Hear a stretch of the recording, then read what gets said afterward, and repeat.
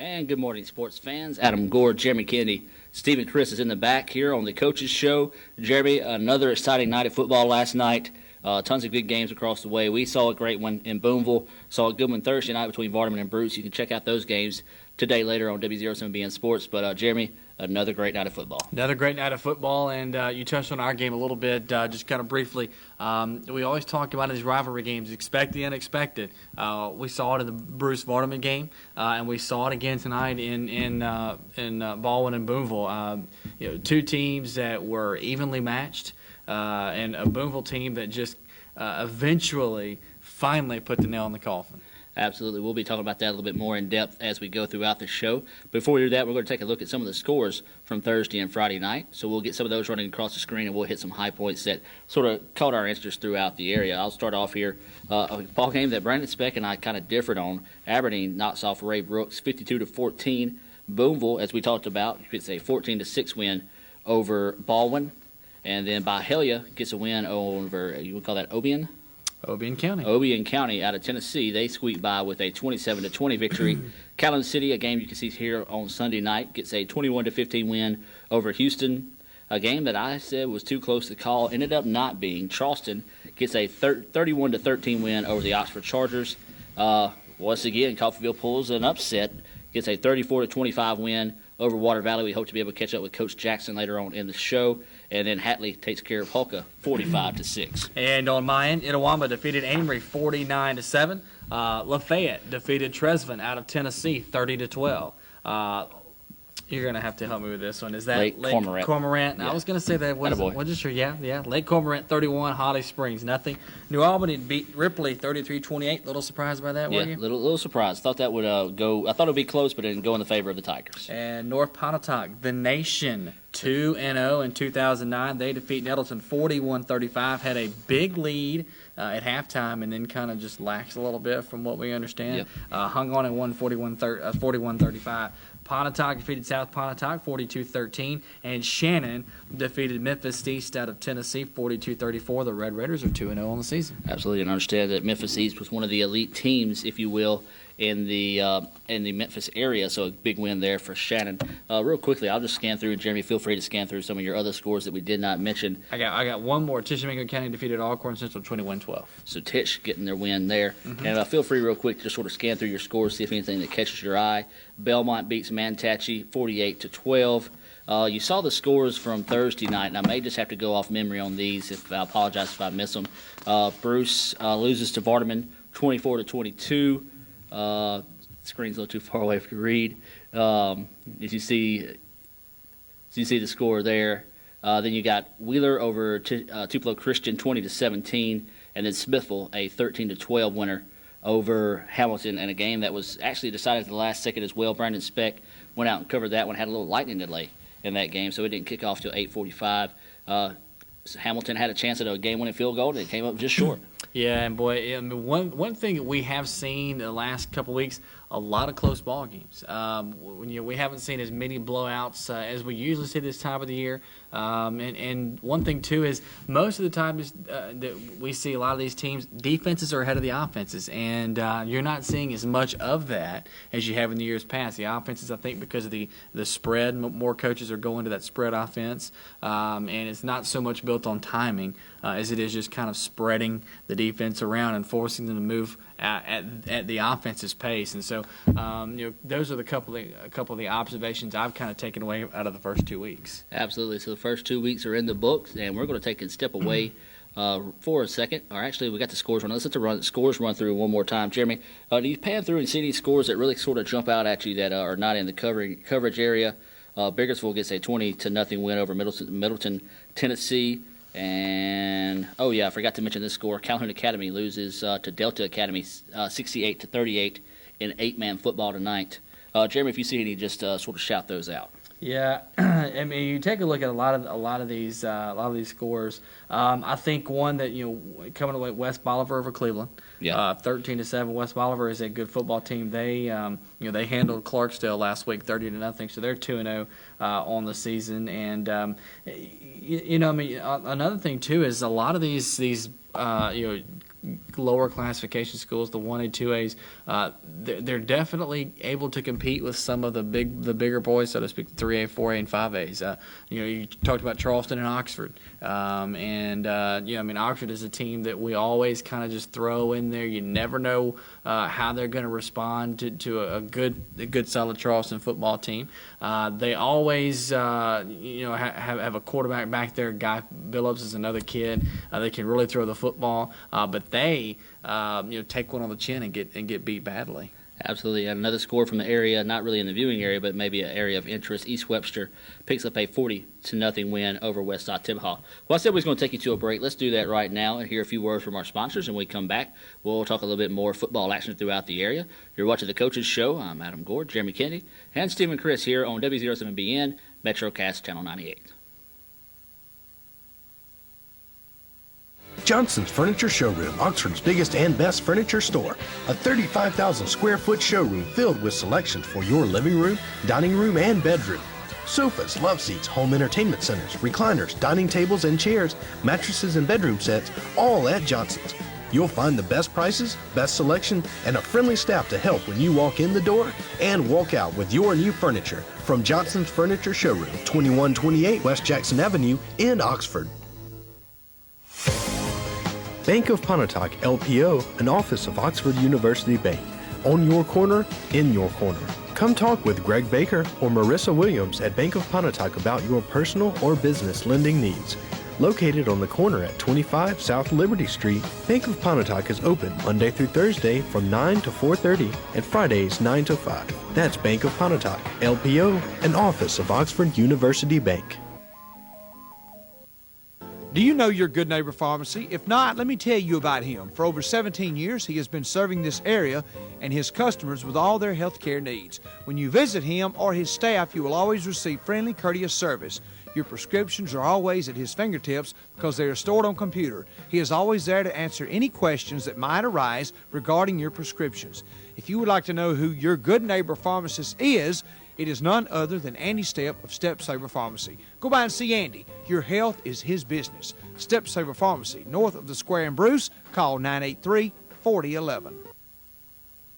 Well, Y'all Come T-shirts right here in Bruce makes custom shirts, caps, clocks, and more.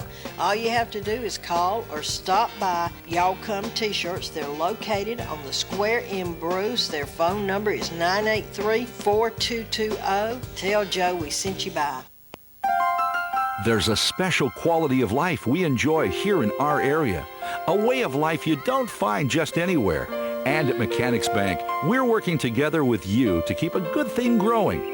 It's that hometown feel, that commitment to make sure you get not just words and empty promises, but genuine, helpful financial service from local people who share your values and have a heart for your community. Standing strong, standing the test of time. Mechanics Bank. And welcome back to action, ladies and gentlemen. This guy, Jeremy Kennedy. I'm Adam Gore. Stephen Chris in the back. I want to thank Stephen Chris for helping us out with the show tonight. Jeremy, also want to thank you for staying the show. Actually, it's today. Not tonight. But either way it goes, we talked about the Bruce-Vardaman game. Vardaman comes away with a 24-22 win. Rivalry weekend here on W07BN Sports. Vardaman jumped out to an early lead, sort of put it on cruise control, and a bunch of Bruce Trojan players that are young, and I guess they realized they weren't supposed to sort of give up or sort of roll over and die in that contest. Almost came back and made it a game. And technically, if you watch the film close enough, it was a tie ball game. Well, one thing that you have to take away before we kind of get into the ins and outs and the intricacies of the ball game, Bruce was a team that we first talked about them and said, look, got 14 freshmen of the starting 22. I think so. This is going to be a year where you're not going to judge this team on wins and losses, but whether or not they got better during the season and whether or not these kids started to kind of get it and gain some confidence. That moment may have been Thursday night against Vardaman. That could be a game in which these kids say, you know what? Yeah, we're 14.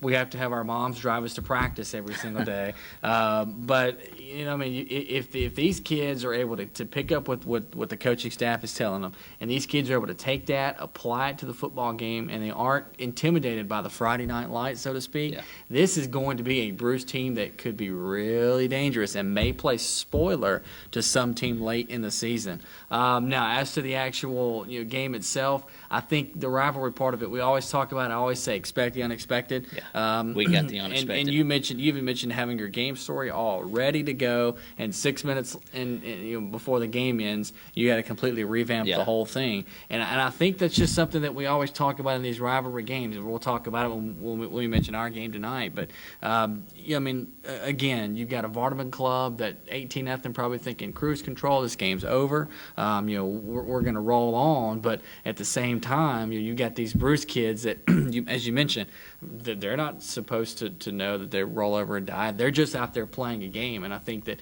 when you combine those two factors, you get kind of what we had last night. Absolutely. Well, I was able to speak with both Coach James Bray and Justin Hollis for GoreSports.net. Be sure to go and check that out.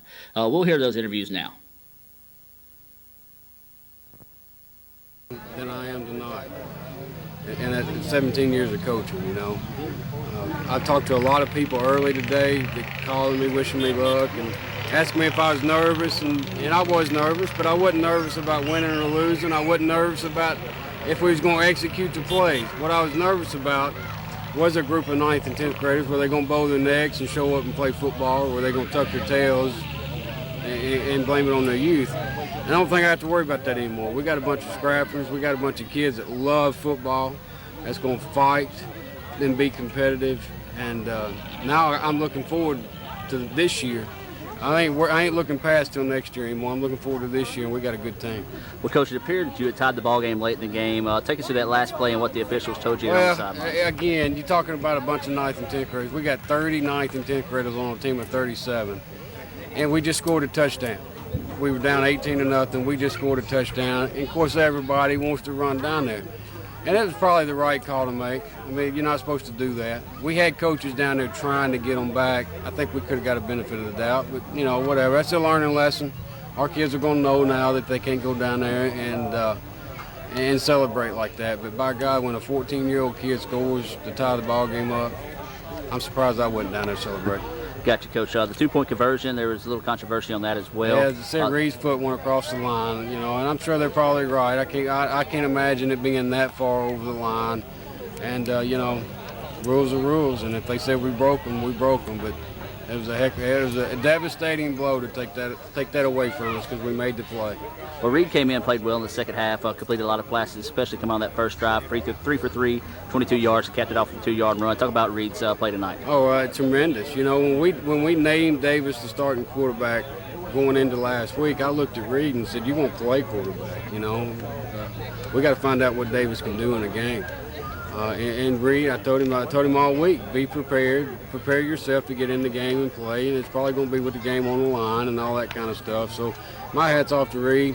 My hat's off to Davis. He had a tough night tonight, and he never hung his head. He never quit trying. At halftime, when we told Reed he was the quarterback, Davis was the first one over there saying, "Let's go, you can do it," and all this. So we got tremendous kids. We got tremendous athletes, and they grew up a lot tonight, and I can't tell you how proud I am. Well, Coach, congratulations on a hard-fought game. Unfortunately, came up a little short tonight, but like you said, a lot of positives you can go away with. A lot of positives. I almost feel like you didn't lose, Of course we did, and it hurts, and that's what we talked about at the end of the game. I'm proud of you for not quit fighting. I'm proud of you for staying in there, but we lost. It's got to hurt, but we can walk off the field with our heads up. We can walk off the field proud knowing we left everything out here. Coach Hollis jumped out to a 18-0 lead there, and guys sort of put it on cruise control. And I tell you what, a very young, scrappy Bruce team gave you everything you want. Oh yeah, we knew they were going to be good. Our coaches did, players did. We weren't listening to what people were saying around the community, or especially coming out of Bruce, because we knew what they were going to do. I mean, they were going to play hard football because they're well coached, and we knew what to expect. We could jump out 18-0, like you said. Our guys kind of put on cruise control, and I don't like that. We got kind of tired, which we got to get in a little bit better condition, and we'll get there on that. But when we got somebody up, we got to finish it. We got 2 or 3 holding calls in the first half, and we got chances to score, and we don't because we get tired and we start lazy, not moving our feet. All right, Coach, had 3 interceptions on the night. Talk about the defensive play. Oh, defense played well. I thought first half played, lights out football. Second half, we did well. We didn't tackle very well in the second half because I think we got a little tired. But, any way you can get a win, I don't care. We won, and that's what I'm proud of the guys. The thing about it is, even when they got tired, one thing I was most proud of is they didn't quit. And that's the quality I want to see in my football team is they don't quit.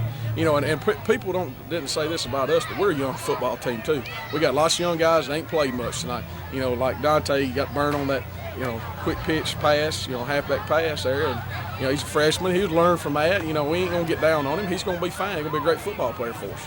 All right, Coach. Willie Lee, 3 rushing touchdowns as well. One of the few familiar faces you've got on the team this year, had a big night. Willie Lee is just Willie Lee. He's a tough kid. He's one that leads by example. He wanted the football in his hands. I told him it's going to be in his hands, and that's what he wants. And when you got a great player, and that's when he wants the ball in his hands. So I got nothing but great things for him. I love that kid to death. All right, Coach, a lot to build on, a lot to go back and look at as well. 24-22, exciting final here on a Thursday night against Bruce. Oh, yeah. Anytime you get a win over your county rivals by any means, you love it. But, there's 1 or 2 things here and there we know we got to fix before we get into division play. We got a few more weeks to get it done. But like I said, we're 1-0 and we're happy. So. And Jeremy, you saw there, Jeremy, Coach Hollis a little fired up after that win. That's part of the rivalry weekend that makes it kind of special there. Yeah, no question about it. He iterated, to you as well. We talk about this Bruce team, and you heard the ridiculous stat: 30 of the 37 kids that Coach Ray has at Bruce are freshmen or sophomores. Coach Hollis has a young club as well. He lost some kids last year that they leaned on. Barnett and Gene Ruth. They're a good football team. He's a good football coach. They're going to be a team to watch for at the end of the year. Absolutely. Well, another part of the rivalry weekend was the Coffeyville-Water Valley matchup. And Coffeyville, for the second week in a row, comes away with a big win, 34-25 over Water Valley. And we have Coach Jamal Jackson on the line. Coach, congratulations on the win. Another big one. I appreciate it. Yeah, it was real big tonight. All right, Coach. Well, take us through the game. I understand you sort of slipped up early, but was able to come away with a big win. Oh, yeah, man. We at the beginning of the game, we formed the opening kickoff and gave him great field position. And, of course, D.C. Logan punched it in. He kind of feeds off stuff like that, and he's a great running back, and you can't get him no short field. And so it took us a couple of possessions to get rolling, but our defense forced a couple of turnovers, and we actually went up top, and we started the game out passing. And I had a freshman, Rakina Nicholson. He stepped up big and scored a touchdown tonight. All right, Coach. Well, sorry about that. Go ahead and just sort of tell us about some of the more scores that you got in there. You put up 34 points. Another game, I think he's put up 30 last week as well. So there's been some solid guys on the offensive side of the ball. Oh, yeah. Devon Turner again. He had a great night on the ground, and he had I don't think he had 100 yards, but he had 2 touchdowns, and he played really good. And Desmond Butler, number 1, he had a great night on the ground as well, and he scored 2 touchdowns as well. All right. Well, offensively, we just look pretty. I got two good quarterbacks in the Dennis Smith and Jimmy Parmalee. They control the offense pretty well, and I think we'll be pretty consistent on offense. Yeah. Fix a little few dinks and dunks, and we'll be okay. All right, Coach. Well, it's always a big win. Of course, your first win's always a special one. Then you turn around and get a big win over your in-county rival. Talk about how that feels right now. First year as a head coach, and you're 2-0, and man, you've got a lot of people paying attention to a little town called Coffeyville. Oh yeah, man. First off, I'm a Bruce man, and beating Town City is always sweet. That's true. That's true. And then to come beat our cross-town rivals, and we hadn't beat them in 10 years. Actually, Coach Kimber on my staff, he was a part of the last team that beat Water Valley, so that was extra special right there. It's real big, and man, it felt fantastic, man. My guys try to make me break down a little bit, but they keep me going, man. They let me know how much they appreciate it, and I let them know how much I appreciate them battling and fighting hard every week. Well, Coach, congratulations on the 2-0 start, man. And, you and I go back all the way to your playing days whenever I covered you. So, man, go keep up with the Pirates, man, and good luck throughout the rest of the season. Who do you got next week? We got Morton. We got a long trip this next week. Okay, so what do you know about those guys? Well, I know they ranked 23rd in the state, and they brought back just about 16 starters on each side of the ball from last year, and got some pretty good guys, pretty good running back. That's about all I know right now. When I'm going to get some film in the morning, and we'll go from there. All right, Coach. Well, not many people gave you a shot against Kansas City or Water Valley. You know, they kind of wrote you off, so this could be another mark where you say, hey, we're the Coffeyville Pirates. Yeah, that's fine. They can write us off all year, and we're gonna come to the plate and we're gonna hit the ball. All right, Coach. Well, appreciate you calling in, man. I know it's a late night, and have safe travels on the way home, and we'll talk to you next week. All right, thank you, Adam. All right, no problem. All right, man. And that was Coach Jamal Jackson of Coffeyville, and Jeremy, first-year head coach, got 2 big wins to start off on the season. You know, that's got to have the little town of Coffeyville fired up. Oh, no question about it, because this is a program that's been kind of trying to find its niche. We got so many good teams around here in Coffeyville. Would go a couple years, have good teams, and have some down years. So, new coach always breeds excitement. Then you get some instant success, and boy, all of a sudden things kind of really blow up. This is a team. If he's got 2 quarterbacks, and if he's got some kids that can really run the football, watch out for them. They could be a big story later in the year. Absolutely. Well, real quick, we're in the final minutes of the show. Jeremy, our rivalry game, Boonville Baldwin. Man, Boonville did everything but give the game away, and Baldwin just couldn't take advantage. Well, they tried, didn't Yeah, they? they did. 6 turnovers, 3 by Jerron Jones throwing interceptions. 1 was a pick 6, the only score Baldwin had all night. The other 2, he didn't look comfortable at all. 3 fumbles. Boonville really put it on the ground. 6 times inside Baldwin territory. They only scored 1 time, and that was the last touchdown of the game. Boonville, they ran the ball extremely well, ran for about 160 yards. Baldwin's just got to fix that offense a little bit. I think both teams are going to be fine. Absolutely. We'll get Stephen to run through the scores one more time as we wrap up the show here. And we do appreciate Stephen Chris helping us out with the show tonight. As you'll see the scores come across your screen, and maybe he'll black us out so they can show up a little bit better. Or maybe not. Now, who'd want to do that? That's true. But anyway, Jeremy, we'll real quick and tell you about the weekend schedule coming up. Here at the 10 o'clock hour, you can check out the Vardaman Bruce game. As we said, you want to pay a little close attention to the telling of that game and see how it turns out, form your opinion on that. Then at 1 o'clock, you'll have our game, Baldwin and Boonville, a great ball game there. If you like a defensive struggle, as we said, a lot of twists Or a and bunch turns. of turnovers. Yeah, or a bunch of turnovers. And then at 4 o'clock, we'll have the South Pontotoc game. Sunday night at 9, Houston versus Kalamazoo City. And then I believe Monday at 4 p.m. we'll have the North Pontotoc and Elton game for all those who would like to tune into those games as well. Once again, you're seeing the scores come across your screen, so you want to be sure and check those out. And also check out W07BN.com. If you got people that are outside the MetroCast viewing area, you can check out the scores there and also be able to see schedules, everything. You can also watch it on W07BN.com. And also, Jeremy, we've worked together for a while. You're teaming up with me now on GoreSports.net. You're going to have a interesting article up on your opinion of rivalries come Sunday. Yeah, it's going to be. I'm looking forward to it. And we've conquered TV. Now we're going to conquer the internet. And who knows what's coming after that. Absolutely. And we do want to once again thank everyone for tuning in to W07BN.com. Visit GoreSports.net and so much more. So, Stephen, I think that's going to wrap us up here in the back. Stephen says nodding yes. So that means in the words of help me out here, Steve-O. The old clock on the wall is telling us time to go. Something like that, yeah. My mind has went blank and I want to get shot. Help me out, Steve-O. Leo Welch. Sorry about that, Leo. But as Leo would say, the old clock on the wall is telling us time to go. So we'll see you next time here on The Coaches Show. Weyerhaeuser, a company who cares about our youth, tomorrow's future. The Weyerhaeuser Foundation has promoted educational growth through their grant, scholarship, and other resources. Weyerhaeuser salutes all of our schools, both academically and athletically. With a workforce of over 250, Weyerhaeuser remains a solid leader in our economic future. Our young people are the future, leading the way for tomorrow's growth. Weyerhaeuser Company, where money grows in trees.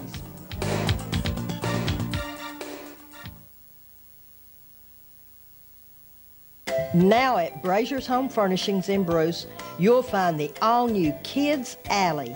They've got your kids covered with a brand new room of bunk beds, captain's beds, dollhouse loft beds, lamps, chairs, ottomans, and comforter sets. Also check out the new iZone bedroom group with an audio hub on the headboard for your MP3 player and speakers for listening fun. All the latest designs in children's furniture at the all-new Kids Alley, only at Brazier's Home Furnishings in Bruce.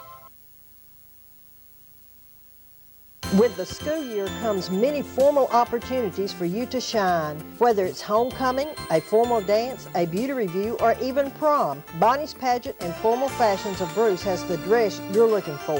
They can help make your special occasion even more special. And don't forget their bridal selections and wedding attire. From the bride to the bridesmaid, even to the flower girls, you'll want to dress your best for the occasion. So visit Bonnie's Fashions, Highway 32 East in Bruce.